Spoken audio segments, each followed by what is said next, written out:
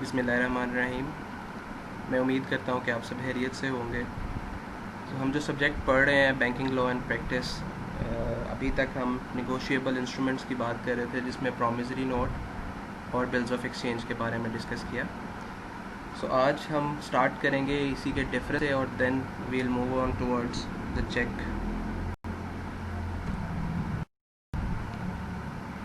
सो जो basic difference between promissory note and bill of exchange हैं वो है, the first one is number of parties. So promissory note में generally दो parties involve होती हैं, the one is maker and the second one is payee. Whereas जब हम बात करते हैं बिल्स ऑफ एक्सचेंज की, so there can be three parties और मोर देन थ्री, बट दो भी हो सकती हैं, लेकिन जो नॉर्मली या जनरली हम बात करें तो तीन पार्टीज़ होती हैं। The first one is drawer, यानी कि जो बिल बना रहा है। द सेकेंड वन इज़ ड्रॉई, जो पे करेगा या जिस पे बिल ड्रॉ किया जा रहा है। एंड थर्ड वन इज़ पेई, सो वो जिसको पैसे पे किए जाएंगे। So drawer and payee can be same but they can be different as well. So the first difference we are talking about is the number of parties. Promissory note में दो ही होते हैं, प्रॉमिस करता है किसी को पे करने के लिए, so maker and payee. Whereas in bills of exchange we there can be three parties, the drawer, drawee and the payee. Then the second difference is promise and order. We have discussed in the promissory note that there is an unconditional promise. So maker जो है वो एक unconditional promise करता है कि मैं आपको पे करूँगा, whereas in the bills of exchange there is an order. So इसमें जो drawer है वो ड्रॉई को ऑर्डर कर रहा है कि आप मुझे पे करेंगे. So there is a difference between promise and an order. एक खुद बना रहा है कि मैं पे करूँगा, वो है प्रॉमिसरी नोट, जबकि एक दूसरा जो बिल बना रहा है मेकर या ड्रॉअर, वो किसी थर्ड पार्टी को या उस ड्रॉई को ऑर्डर कर रहा है कि आप मुझे पे करेंगे. Then the third difference is acceptance. There is no need to accept the promissory note, because वो तो बना ही वो रहा है जो मेकर है जिसने पैसे पे करने हैं. आई प्रॉमिस टू पे, सो एक्सेप्टेंस की ज़रूरत नहीं है. Whereas on the other side जो बिल ऑफ एक्सचेंज की बात करते हैं तो वो ड्रॉअर बनाता है, जबकि पेमेंट ड्रॉई ने करनी है. सो इसलिए बिकॉज दोनों डिफरेंट हैं, सो अनटिल एंड अनलेस ड्रॉई उसको एक्सेप्ट नहीं करता, बिल ऑफ एक्सचेंज वैलिड नहीं होता. So acceptance is not required in promissory note, whereas the bill of exchange without acceptance is useless. Then relationship की अगर हम बात करें तो promissory note में दोनों parties का direct relationship होता है, immediate relationship होता है कि मैं आपको पे करूँगा. लेकिन जब हम बात करते हैं बिल्स ऑफ एक्सचेंज की, तो मैंने आपको बताया ड्रॉअर और पेई मुख्तलिफ हो सकते हैं. सो ड्रॉअर और ड्राई का तो डायरेक्ट रिलेशनशिप है, इमीडिएट रिलेशनशिप है, लेकिन हो सकता है ड्रॉई और पेई का इमीडिएट रिलेशनशिप ना हो. सो ये भी एक डिफरेंस है. Then payable to maker. A promissory note can't be made payable to maker. क्यों? वो तो खुद बनाता है. सो प्रॉमिसरी नोट मेकर ही बनाता है, आई प्रॉमिस टू पे. सो वो मेकर और पेई दोनों सेम नहीं हो सकते. लेकिन अगर हम बात करें प्रॉमिसरी नोट की, so a bill of exchange can be made payable to drawee. So जिस पे बनाया जा रहा है या जिसको कहा जा रहा है पैसे दें, वो उसकी फेवर में भी हो सकता है. सो प्रॉमिसरी नोट में नहीं हो सकता, जबकि बिल्स ऑफ एक्सचेंज में हो सकता है. सो ये एक और डिफरेंस है. And then lastly sets. Promissory note normally sets में नहीं बनाए जाते, ये एक सिंगल ही बनता है. लेकिन जब बिल ऑफ एक्सचेंज की बात करें तो नॉर्मली 3 सेट्स में बनाए जाते हैं, या in just keep it simple कि प्रॉमिसरी नोट के सेट्स नहीं होते, जबकि बिल्स ऑफ एक्सचेंज सेट्स में ड्रॉ किए जाते हैं. Now coming further towards the check. Check is a bill of exchange drawn on a specified banker and not expressed to be payable otherwise than on demand. So check जो है ये एक bill of exchange ही है. The difference between check and bills of exchange is that the drawee in each and every case of the check will be the bank. जैसे मैंने आपको last lecture में mister A और mister B की example दी थी, जिसमें mister B buyer था और मिस्टर बी ड्रॉई भी था जिसने पैसे पे करने थे. So in the form of cheque, ये भी एक बिल ऑफ एक्सचेंज है, लेकिन इसमें जो पैसे देने वाला होगा यानी कि जो ड्रॉई होगा, it will always be the bank. So अगर हम ये कंडीशन इन्वॉल्व कर दें कि ड्रॉई हमेशा बैंक होगा, तो इसका मतलब है वो चेक कहलाएगा, और अगर ड्रॉई अदर देन बैंक है सो वो bill of exchange. So basically cheque भी एक बिल ऑफ एक्सचेंज है। The only difference is that it is always drawn on a specific bank, और ये पे भी कब किया जाएगा, जब डिमांड की जाएगी, यानी कि कोई कस्टमर बैंक के पास जाएगा और बैंक को वो चेक देगा तो बैंक उसको पे करेगा, अदरवाइज बैंक अपने पास से खुद से मर्जी से किसी स्पेसिफिक टाइम पे नहीं करेगा। It will be paid upon demand. So these are the requisites of the cheque. It must be, हम इसको एसेंशियल्स ऑफ चेक भी कह लेते हैं। It must be in writing. So अगर अगेन जैसे bill of exchange in writing में है, सिमिलरली जो चेक है that should also be in writing. Second, it is an unconditional order. ये वैसा ही है जैसे बिल ऑफ एक्सचेंज था। Then drawn on a specific banker. So drawee जो है वो हमेशा एक बैंक होगा। पेमेंट ऑन डिमांड, ऑब्वियसली आप चेक प्रेजेंट करेंगे, बैंक ऑर्डर करेंगे कि आप मुझे पेमेंट करें, वो चेक इंस्ट्रूमेंट है, जब उसको प्रेजेंट किया जाएगा तो ही उसकी पेमेंट की जाएगी। Without presentation of cheque payment नहीं की जाएगी उससे। Certain sum of money, obviously cheque के ऊपर जितनी अमाउंट लिखी गई होगी, 1 लाख 2 लाख 10 लाख, सो वो उतनी ही अमाउंट पे की जाएगी। So there should be a specific amount written on the cheque. Then payable to a specified person. So वो किसको देना है, वो चेक की पेमेंट किसको दी जाएगी, देगा तो बैंक, ये तो हमने देख लिया, लेकिन किसको दी जाएगी, it should be specified. And then lastly it should be signed by the drawer. So जो चेक बना रहा है या जिसका अकाउंट है, जब तक उसके सिग्नेचर्स नहीं होंगे, इट मीन्स तब तक वो प्रेजेंटेबल नहीं होगा, या उसके ऊपर एक्ट अपॉन नहीं किया जाएगा, या किसी भी हवाले से उसको कैश या उसके ऊपर जो भी फर्दर प्रोसीडिंग होगी वो नहीं की जाएगी।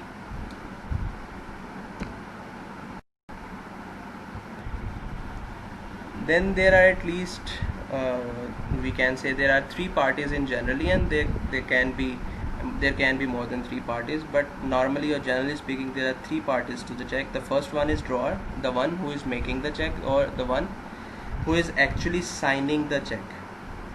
The second, drawee, this will always be the bank in the case of check. And lastly, the payee, this will be the one to whom the payment will be made. So the payee can be any third person.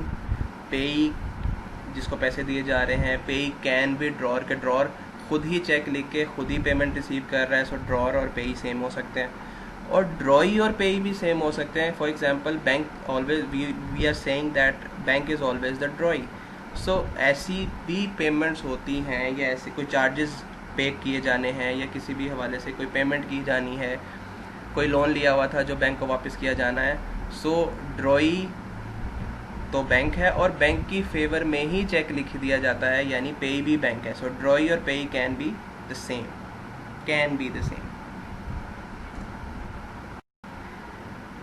Next, let's discuss the types of the checks. So the first one is open check. An open check is the one which can be encashed at the counter. It is presented in the bank and the bank makes payment in cash at the counter.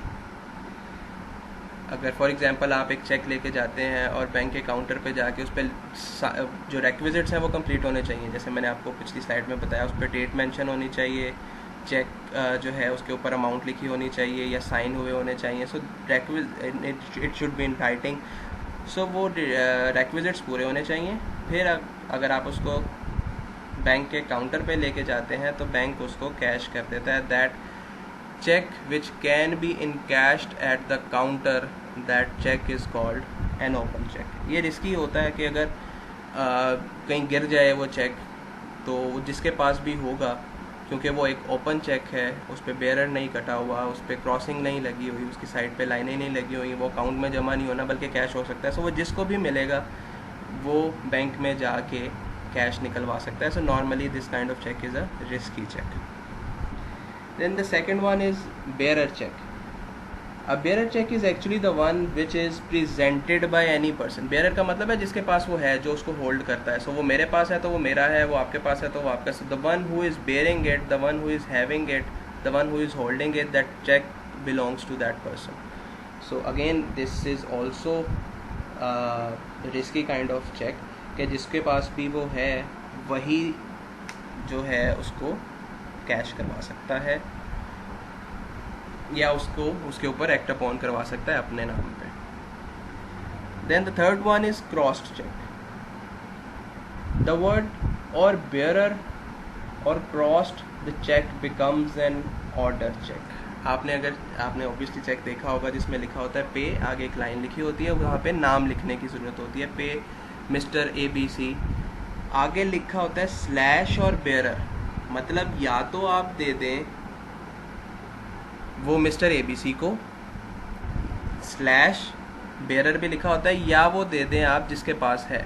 सो अगर हम bearer काट देते हैं तो ऐसी सूरत में bank के पास क्या ऑप्शन बनता है, pay mister ABC an amount of rupees इतना एंड इतना. सो दैट मीन्स अगर बेयरर नहीं कटा हुआ that is a bearer cheque, और अगर हम बेयरर काट देते हैं तो अब बैंक सिर्फ उसी बंदे को देगा पेमेंट जिसका नाम लिखा हुआ है. फॉर एग्जांपल पे मिस्टर ABC, बेयरर काट दिया, एन अमाउंट ऑफ रुपीज़ 10,000 नीचे साइन किए हुए हैं. सो अब सिर्फ मिस्टर ABC को वो चेक जो है उसके प्रोसीड्स जो हैं वो मिल सकती हैं, क्योंकि बेयरर कटा हुआ है. मिस्टर ABC के अलावा उस चेक की प्रोसीड्स कोई भी नहीं ले सकता. यहाँ पे एक बात बताता चलूँ, अ चेक कैन बी ऑफ 2 और 3, जो अब अभी हम सारी टाइप्स डिस्कस कर रहे हैं, एक चेक जो है वो 2 या 3 कैटेगरीज में भी फॉल कर सकता है.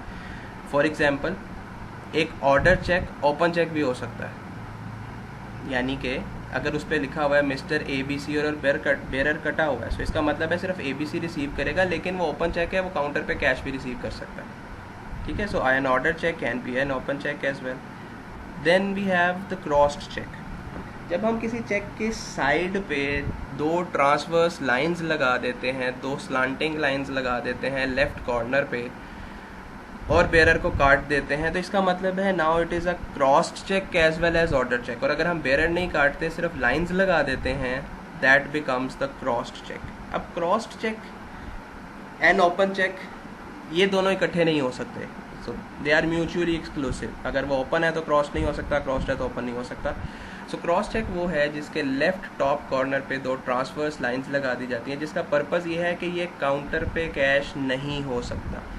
This will only be submitted और क्रेडिटेड इनटू समवन्स अकाउंट. वो मतलब एक अकाउंट से दूसरे अकाउंट में जमा हो सकता है, और वो बाद में कोई इंडिविजुअल जो अपने अकाउंट में से जमा करवा रहा है अपनी चेक बुक से या अपने चेक से ओपन चेक के थ्रू उस पैसे को विड्रॉ करेगा. A cross cheque can not be in cash at counter, it will always be credited into someone's account. So that is called cross cheque. Then we have blank cheque. आपने movies में अक्सर देखा होगा कि जिसके ऊपर सिर्फ साइन किए जाते हैं और अमाउंट नहीं लिखी जाती. सो जो मर्जी अमाउंट उस पर लिख लें. सो ऐसे चेक को हम कहते हैं blank cheque. So in a blank cheque no amount is written, drawer just signs the cheque and hand its over to the pay. So जो अमाउंट लिखता है वो पे ही खुद लिखता है अपनी मर्जी से. Then we have ante dated cheque. Ante dated का मतलब है आज की डेट से पिछली डेट का चेक. फॉर एग्जांपल आज मैं एज्यूम करता हूँ कि आज 10 जुलाई है, तो 10 जुलाई से पिछली डेट का 1 जुलाई का लिखा गया, 10 जून का लिखा गया, 10 मई का लिखा गया. सो आज से पिछली डेट का कोई भी चेक जो लिखा गया है उसको हम कहते हैं एंटी डेटेड चेक. ठीक है. ये बेसिकली पोस्ट डेटेड चेक का ऑपोजिट होता है. अभी मैं आपको पोस्ट डेटेड भी बताता हूँ. सो एंटी डेटेड चेक वो है जो आज की डेट से पिछली किसी डेट का चेक है, that is called ante dated cheque. And then we have post dated cheque. Post, आपने वर्ड सुना होगा post paid. Post paid term है या पोस्ट पेड मेरे पास कनेक्शन है. इसका मतलब ये है कि आप सर्विसेज आज यूज़ कर रहे हैं और एक फ्यूचर डेट में पे करेंगे. इसी तरह पोस्ट डेटेड चेक ये है कि आज की डेट के बाद का चेक लिखा गया है. फॉर एग्जांपल आज जुलाई है तो 27 जुलाई का वो चेक लिखा गया है. 10 जुलाई 2020 है और 27 जुलाई 2020 की डेट डाली गई है चेक पे. तो इसका मतलब है ये एक पोस्ट डेटेड चेक है. पोस्ट डेटेड चेक का पर्पज़ ये होता है कि जो डेट उस पर लिख दी जाती है उससे पहले उसकी प्रोसीड्स नहीं हो सकती, या बैंक उससे पहले, उस डेट पहले उस पर कोई काम नहीं करता। सो अगर आज 10 जुलाई 2020 है और उस पर 27 जुलाई 2020 लिख दी गई है, तो बैंक 27 जुलाई से पहले उस चेक के ऊपर कोई भी एक्शन परफॉर्म नहीं कर सकता। सो ऐसे चेक को हम कहते हैं post dated cheque. Then we have stale cheque. Stale cheque is actually the expired cheque. हर निगोशिएबल इंस्ट्रूमेंट, या हम कहते हैं कि हर चेक की जो वैलिडिटी है दैट इज़ 6 मंथ्स। ये निगोशिएबल इंस्ट्रूमेंट एक्ट हमें बताता है कि फॉर एग्जांपल 1 जून 2020 का एक चेक लिखा गया, तो वो ज़्यादा से ज़्यादा उसकी जो वैलिडिटी है या वो यूज़ हो सकता है वो है 30 June 2020। After the 6 months, after the duration of 6 months, the cheque becomes stale, मतलब एक्सपायर्ड। अब इसके ऊपर कोई भी एक्शन नहीं हो सकता, ये चेक ज़ाया हो गया है अनटिल इसकी डेट को दोबारा से करेक्ट किया जाए और उसको ऑथराइज किया जाए, साइन किया जाए। So any cheque which has past 6 months is called a stale check. 6 months from the date of drawn, मतलब फॉर एग्जांपल अगर आज 1 जून है और मैं उस पर पोस्ट डेटेड चेक लिख देता हूँ 1 मार्च का, 1 मार्च 2020, तो 6 माह उस 1 मार्च से काउंट होंगे। ठीक है। सो जो भी डेट चेक पे लिखी गई है उसमें 6 माह ऐड कर लिए जाएँ और 6 माह के बाद वो स्टेल चेक कहलाता है। And lastly mutilated cheque. Mutilated cheque का मतलब है कि वो फटा हुआ है या वो इस काबिल नहीं है कि उसको प्रॉपर्ली पढ़ा जा सके या उसके ऊपर एक्ट अपॉन किया जा सके। सो म्यूटिलेटेड चेक अपेयर सस्पिशियस। सो क्योंकि वो फटा हुआ है या कहीं से पुराना हो चुका है, इतना ज़्यादा पुराना है, या वो उसकी कंडीशन जेब में रह के या स्वेटिंग से किसी भी हवाले से इतनी ज़्यादा वो बुरी हो चुकी है कि वो प्रॉपर एक डॉक्यूमेंट के तौर पे यूज़ नहीं किया जा सकता, उसको कहते हैं म्यूटिलेटेड चेक। और बैंक म्यूटेड चेक के ऊपर कोई एक्शन परफॉर्म नहीं करता बल्कि उसको रिटर्न कर देता है।